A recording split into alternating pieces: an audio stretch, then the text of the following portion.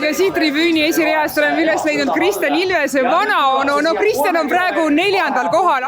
Eks me lootsime, et ta nii lähebki. Ja ma arvan, et ega ta ei jäta, vaata, tuleb veel poodiumile. No kuidas teie vanaonuna kirjeldaksite Kristjani? No, mis ma oskan öelda, nii palju, kui ta väike poisike oli, siis ta vanaema nina vaatas, ütles, et siit on ka võimalik hüpata. Kuigi esimestel ringidel oli meie mees Kristjan Ilves esimeste seas, siis tänase murdma sõidu lõpetas ta kokkuvõttes 10.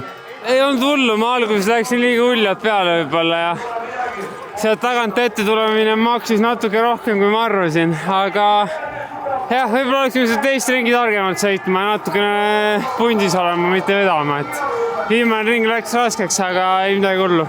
Ütleks, et see oli väga raske sõit, ilmastikuolud ei ole kõige meeldivamad. Külm ilm, suuske libise väga hästi, vastutuul, ühesõnaga läks vist kõvaks paugutamiseks kohe alguses, nii et esimestel ringidel oli Kristjan väga tubli ja ju siis 3. ringist läks juba raskemaks, aga ma arvan, et ta sõitis ikkagi väga hästi.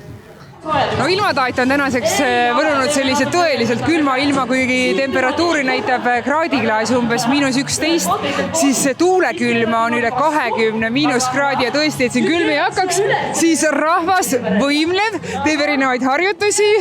No nii, vabandust, kuidas on? Kas tuleb soe naha vahele ka? Jaa, mina soojus on sees ja see oli juba enne oli süda sooja, aga nüüd on ihu ka soe.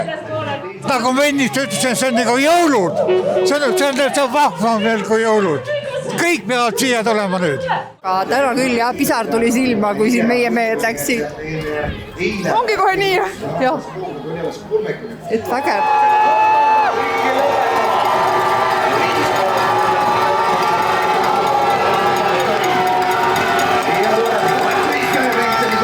Me tulime Kohtla-Järvelt. Ma vaatan kohe Eesti lipp on ilusasti põse peale tehtud. Kes selle tegi? Ise tegite või? Ei, maja sees oli. Maja sees on liputegijad, kes teevad. Me tahtsime üldse Kristjan Ilveset näha ja tulime meeste võistlusi vaatama. Me tulime Tallinnast, Viimsist, et just hakkasime sõitma siin paar tunni tagasi, täpselt selleks ajaks, kui naiste sõit lõppes, aga vaatasime meeste sõidu ära. Kaasa on siis võetud kõik lapsed ja lapselapsed? Koor on kaasa võetud kõik. Ja siin kodult leisime plokkflöödid, et ega muud meil ei olnud paraku kaasa võtta. Ka Otepää hotellid ja restoranid on suure suusapeo külaliste vastuvõtmiseks valmis.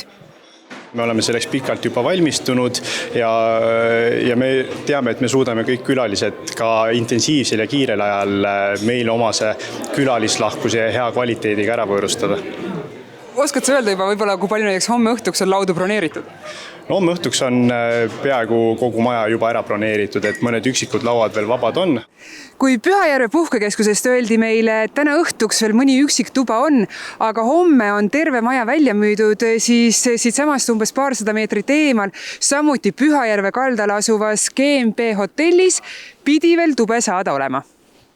No meie näeme selgelt seda, et kui lumi tuleb, siis tuleb ka inimesi meile. Et see lumi kutsub ja on selgelt näha, et täituvus on parem siis. Ja eriti kui veel sellised suurvõistlused on see eriti? Muidugi suurvõistlused just eriti ja ongi hästi tore see, et kui meil see võistlus on nüüd siin terve nädalavahetus, siis kliendid tulevad ka terveks nädalavahetuseks, et ei ole üksikuid päevi.